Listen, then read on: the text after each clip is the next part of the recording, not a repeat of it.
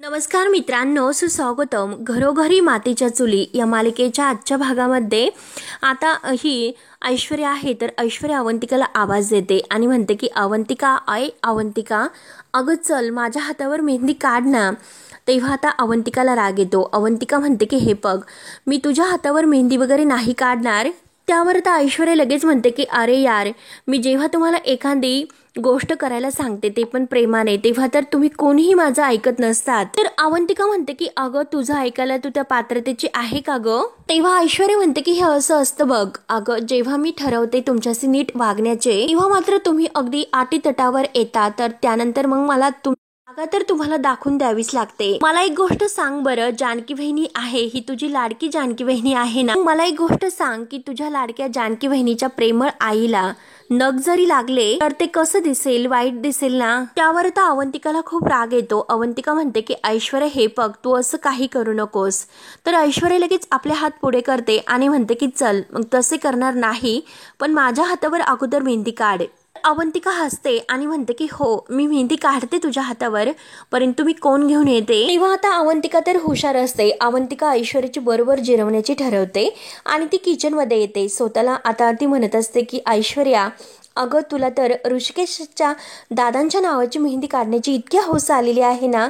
चल मग मी तुझी हौस तर पूर्ण करते, परंतु त्यावर मी तुझी कशी जिरवते हे बघतच राहतो. तेव्हा आता अवंतिका किचन मध्ये आल्यानंतर तिने आता जी काही खोटी मेहंदीचा कोन तयार केलेला असतो, आता काहीतरी बेसनपीठ वगैरे जे काही वापरून तिने मेहंदी बनवलेली असते की जी मेहंदी रंगणार नाही अशी मेहंदी तिने बनवते आणि त्याचा छान असा कोन तयार करते. आता व्यवस्थित ते मिश्रण काढून घेऊन कोन तयार झालेला असतो. तेव्हा आता अवंतिका स्वतःशी हसते आणि म्हणते की ऐश्वर्या, अगं तुझ्या खोट्या लग्नाची ही खोटी मेहंदी तर रंगणार नाहीच आणि बघ आता काय होते ते. तेव्हा आता तो कोन घेते आणि ऐश्वर्या जवळ येते. तर ऐश्वर्या जवळ आल्यानंतर मात्र आता ऐश्वर्या लगेच म्हणते की अगं बनवलंस का कोण, आणि चल आता मेहंदी काढ माझ्या हातावर. अवंतिका तर खुशून तयारच असते. तेव्हा आता ऐश्वर्या खुशून म्हणते की अवंतिका, इथे इथे नाव लिहायचं आहे ऋषिकेश. तेव्हा अवंतिका म्हणते की हो हो इथेच लिहिते. तेव्हा आता ऋषिकेश नाव लिहिल्यानंतर ऐश्वर्या खुशून बघते आणि परत काहीतरी तेथे ती अवंतिकाला काढायला सांगते. अवंतिका तिच्याकडे बघत आता मनात म्हणते की ऐश्वर्या, अगं या मेहंदीमध्ये ना रंगण्यासाठी कात आहे आणि ना विशेष काही आणखीन काही पदार्थ, त्यामुळे हे म्हणजे ऋषिकेश दादा आणि तुझं लग्न तर होऊ शकत नाही. मेहंदी रंगण्यासाठी प्रेम असावं लागतं आणि तुझ्या बाबतीत तर ते प्रेम तर कधीही नाही, त्यामुळे आता तुझी मेहंदी तर रंगणार नाहीच. तेव्हा आता अवंतिका तिच्या हातावर मेहंदी काढते आणि म्हणते की चल आता मेहंदी काढून झाली. ऐश्वर्या आता ती मेहंदी बघून खूपच खुश होते आणि वाव असं म्हणते. तेव्हा ऐश्वर्या आपल्या हाताकडे बघून खूप खुश होऊन हसते आणि म्हणते की चला तर आता माझ्या हातावर हे जे नाव आहे ऋषिकेशचं तर ते कोणीच पुसू शकणार नाही. आनंदने तर मध्येच येऊन आता ह्या स्टोरीमध्ये ट्विस्टर आणलेला आहे, त्यामुळे आता मात्र मला बघायचं आहे की आणि ऋषिकेश नानांना या लग्नासाठी कसे तयार करतात म्हणून. त्यानंतर आता इकडे अवंतिका, सौमित्र आणि जानकी ऋषिकेश हे गच्चीवर आलेले असतात आणि त्या आता सौमित्र म्हणतो की नाना तर खूप चिडलेले आहेत, मग नानांना आता या लग्नासाठी कसं तयार करायचं आणि आपल्या प्लॅन बद्दल कसे सांगायचे.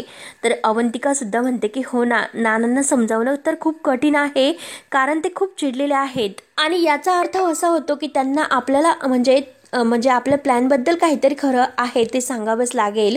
तर जानकी म्हणते की हो, कारण आपल्याकडे दुसरा कोणताही अवंतिका पर्याय नाही. तर सौमित्र लगेच म्हणतो की अवंतिका तू काय बोलतेस, जर नानांना खरं काय आहे ते आपण त्यांना सांगितले आणि नानांना ते जर नाही पटले तर मग काय करणार आपण. तर जानकी म्हणते की नाही, असं नाही होणार, त्यांना नक्की सर्व काही पटेल आणि हे बघा, त्यांना जर योग्य पद्धतीने समजावले तर त्यांना नक्की पटेल आणि त्यांना बोलून तर नाही तर त्यांना करून दाखवायचं. आणि हे बघा, कितीही काही झाले तरी आता शेवटी नाना आणि सारंग भाऊजी यांची आपल्याला त्या एकमेकांची भेट एकमेकांना करून द्यायची. तर सौमित्र म्हणतो की वहिनी, अगं पण ते कसं शक्य आहे, एकतर ती ऐश्वर्या इतकी अलर्ट आहे आणि ती कायम आपल्यावर लक्ष ठेवून असते, मग आपण हे सर्व कसं करणार आहोत. त्यावर तर ऋषिकेश सुद्धा म्हणतो की जानकी, अगं हे पॉसिबल नाही, तू जे काही म्हणतेस ना ते शक्य नाही होणार. त्यावर आता जानकी म्हणते की नथिंग इज इम्पॉसिबल. आणि हे बघा ऋषिकेश, तुम्हाला एक काम करायचं आहे, ऐश्वर्याच्या रूममध्ये जाऊन ऐश्वर्याला बोलण्यामध्ये गुंतून ठेवायचं आहे. आणि हे बघा सौमित्र भाऊजी, तुम्ही काही करून आता सारंग भाऊजींना कॉन्टॅक्ट करा आणि नाना आणि सारंग भाऊजी यांची भेट घडून आणा आणि ऋषिकेश तुम्ही एक काम करा, ऐश्वर्याशी बोलून झाल्यानंतर खाली आल्यानंतर तुम्हाला नानांशी भांडायचं आहे. तर आता ऋषिकेश विचारतो की अगं जानकी, परंतु ऐश्वर्याच्या रूममध्ये जाऊन मी तिच्याशी काय बोलणार आहे बरं. सौमित्र विचारतो की अगं पण वहिनी मी सारंगशी काय बोलायचं आहे. तर जानकी म्हणते की सांगते, मी सर्व काही तुम्हाला सांगते. तेव्हा आता जानकी तिच्यात डोक्यात आलेला जो प्लॅन आहे त्या प्लॅन बद्दल आता ती सगळ्यांना समजावते. तर जानकीचा हा प्लॅन ऐकून सर्वजण अगदी खुश होतात. आता जानकीचा प्लॅन सांगून झाल्यानंतर जानकी सगळ्यांना विचारते की कळाले का. तर सर्वजण आता डन असं म्हणतात. त्यावर त्या जानकी खुश होत म्हणते की किती काही झाले तरी शेवटी सारंग भाऊजी आणि नाना या दोघांची भेट आपल्याला घडून आणायची आहे, म्हणजे आणायची. त्यासाठी आता सर्वजण एकमेकांच्या हातावर हात ठेवतात आणि आता सर्वजण एकत्र येतात. त्यानंतर आता इकडे ऐश्वर्या आपली जी मेहंदी आहे तर ती मेहंदी सुकवत असते आणि आता स्वतःला म्हणत असते की या लग्नासाठी हे नाना काही कन्व्हेन्स नाही. आणि हे लोक सुद्धा आता नानांचं ऐकतात, परंतु त्यांना एक कळत नाही की ही ऐश्वर्या नावाची आहे. कारण नानासारखे असे 100 जरी अडथळे त्या ऐश्वर्याच्या वाटेवर जरी आले तर ऐश्वर्या कधीही कुणाला घाबरत नसते. आणि कितीही यांनी अडथळे आणले तरी सुद्धा मी माझा जो हेतू आहे तो शेवटी साध्य करणार म्हणजे करणारच. आणि तेवढ्यात आता ठरलेल्या प्लॅन प्रमाणे ऋषिकेश आत येतो, म्हणजे ऐश्वर्याच्या रूममध्ये. तर ऐश्वर्या ऋषिकेशला बघून म्हणते की अरे वा तुम्ही आलात, या या या. अरे वा, मग काय ठरलं तुमचं असे आता नक्की ती विचारते. तेव्हा आता लगेच ऋषिकेश म्हणतो की अगं हे बघ इतक्यात कन्व्हेन्स नाही होणार. तेव्हा आता ऐश्वर्या म्हणते की हे बघा मी तुम्हाला आत्ताच सांगते, हे लग्न होणार म्हणजे होणारच. आणि अशा फालतू गोष्टीमध्ये वेळ वाया घालवायला माझ्याकडे वेळ तर नाही. आणि लग्न हे ठरलेल्या मुहूर्ताप्रमाणेच होईल. तुमचे नाना कन्व्हेन्स असू किंवा नसू तरी सुद्धा हे लग्न होईल म्हणजे होईलच. तेव्हा आता ऋषिकेश म्हणतो की असं कसं, मी नानांचा राग म्हणजे ओढून नाही घेऊ शकत. त्यावर आता लगेच ऐश्वर्या म्हणते की तो तुमचा प्रॉब्लेम आहे, माझा प्रॉब्लेम नाही. आणि तुमचा प्रॉब्लेम सॉल्व्ह करण्यात मला काडी मात्र असा इंटरेस्ट नाही म्हणून. आणि हे बघा, नानांनी आपल्या लग्नासाठी तयार व्हावे हे मुलगा म्हणून तुम्हाला वाटते, तुमची इच्छा आहे, मग तुम्हीच ठरवायचं की तुम्हाला काय करायचं आहे ते. त्यामुळे नानांना कन्व्हिन्स कसं करायचं आणि काय करायचं आहे हे तुम्ही ठरवायचे आणि तो प्रश्न तुमचा असेल.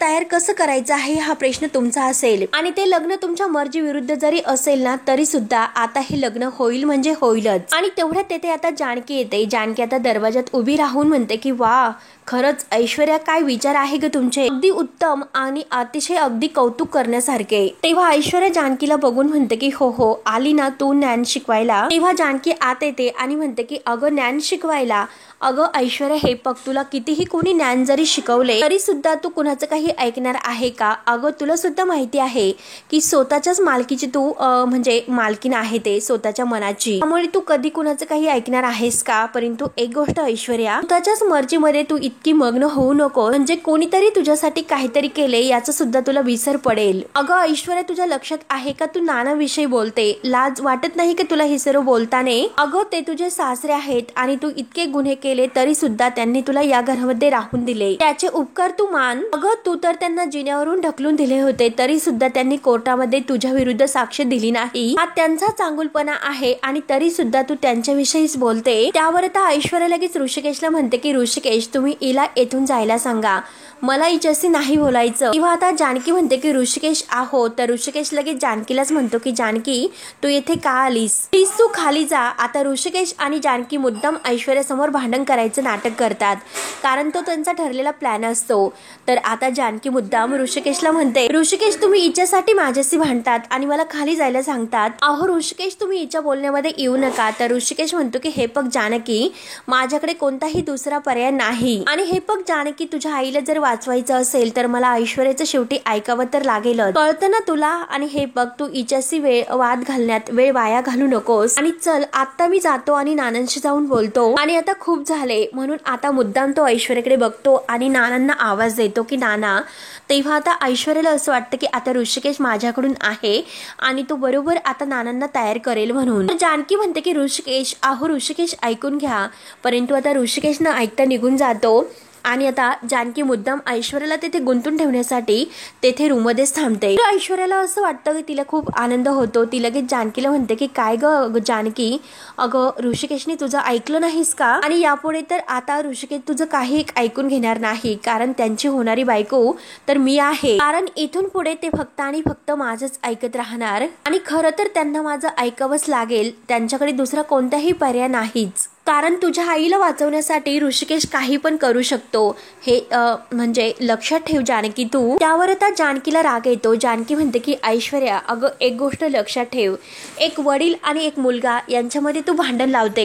एक खूप मोठं पाप आहे आणि त्याची शिक्षा तुला नक्की मिळणारच. तेव्हा आता लगेच ऐश्वर्या म्हणते की शिक्षा, आणि शिक्षा मला कोण देणार बरं? आणि काय ग तू मला शिक्षा देणार? काय करणार आहेस बरं? मारणार का मला? अगं मग मार ना मला. म्हणून ती आता जानकीच्या हाताला धक्का देते आणि म्हणते की मार मला.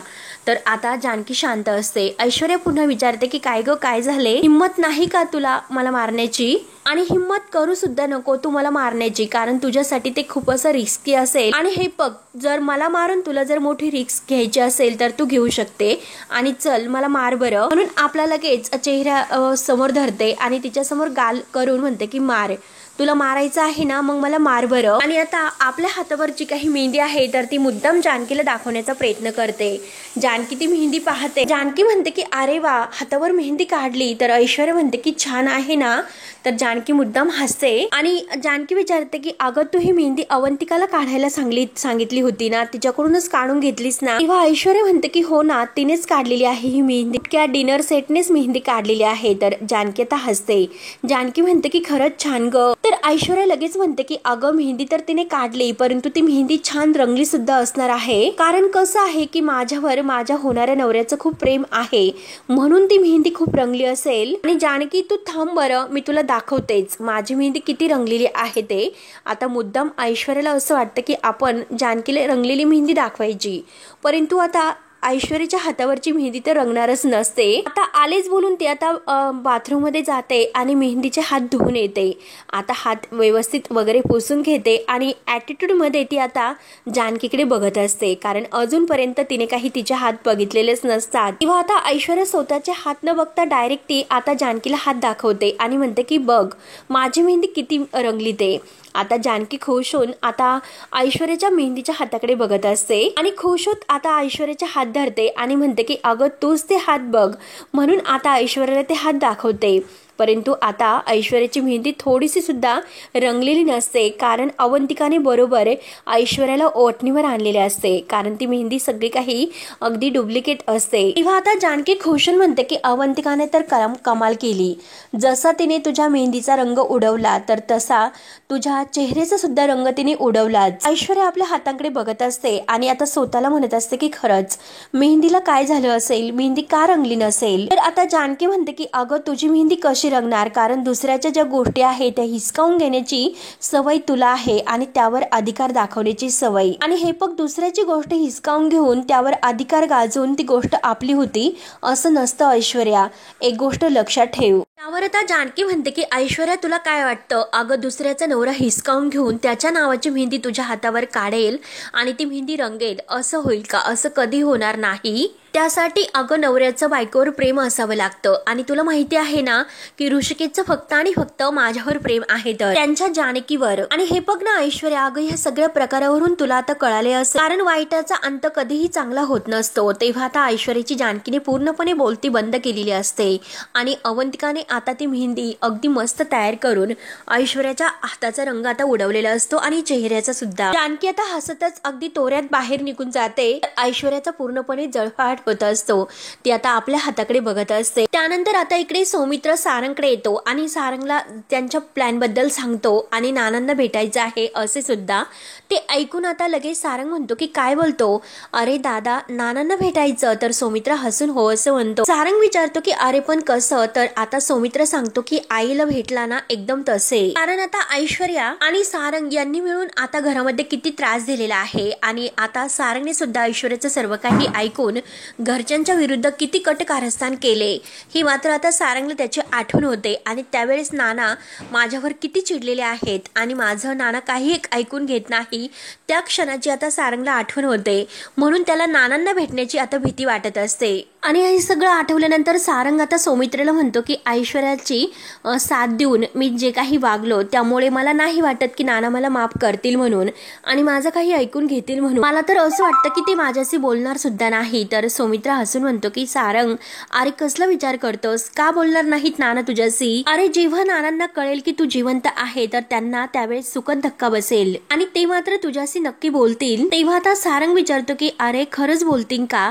परंतु दादा हे बघ, मी तुला एक सांगू का? अरे मलाच त्यांच्याशी बोलण्याची भीती वाटते रे. त्यावर आता सौमित्र म्हणते की अरे तू इतका घाबरू नकोस, त्यांची मनापासून माफी माग आणि जो घडलेला प्रकार आहे सर्व काही त्यांना सांगून टाक, ते नक्की तुला माफ करतील. त्यावर आता सारंग तयार होतो आणि विचारतो की अरे सौमित्र दादा, पण यावेळेस मात्र मी त्यांना भेटायला कसा जाऊ बरं? पण हे बघ अरे गेल्या 2 वेळेस मी दाढी लावून गेलो होतो, खोटी दाढी, परंतु तरी सुद्धा त्या ऐश्वर्याला संशय आला होता आणि यावेळेस जर तिने ओळखले तर मग काय करणार आहोत? तेव्हा आता सौमित्र म्हणतो की हे बघ, यावेळेस मात्र तसे करायचे नाही, यावेळेस मी तुला जे काही सांगतो तेच करायचं आहे.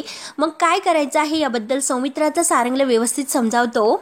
तो प्लॅन ऐकून सारंग अगदी खुश होतो. त्यानंतर आता इकडे नाना हे काही ऐकून घ्यायला तयार नसतात. नाना अजून रागावलेलेच असतात. तर नाना आता बाहेर येतात. मेहंदीचं जे काही ते स्टेज वगैरे सजवलेले आहे, डेकोरेशनची त्याची तयारी केलेली आहे, त्या ठिकाणी नाना येतात. आता सौमित्रा म्हणत असते की अहो मी तुम्हाला काय सांगते, ऐकून तर घ्या माझं. नाना काही एक ऐकायला तयार नसतात. नाना मात्र आता त्याचे जे काही फुलदाण्या वगैरे आहे, डेकोरेशनचे जे काही माळा वगैरे लावलेल्या आहेत तर सर्व तोडून घेत असतात आणि इकडच्या वस्तू तिकडे फेकून देत असतात. सगळी तोडाफोड नाना आता करून ठेवतात. सुमित्रा त्यांना अडवते.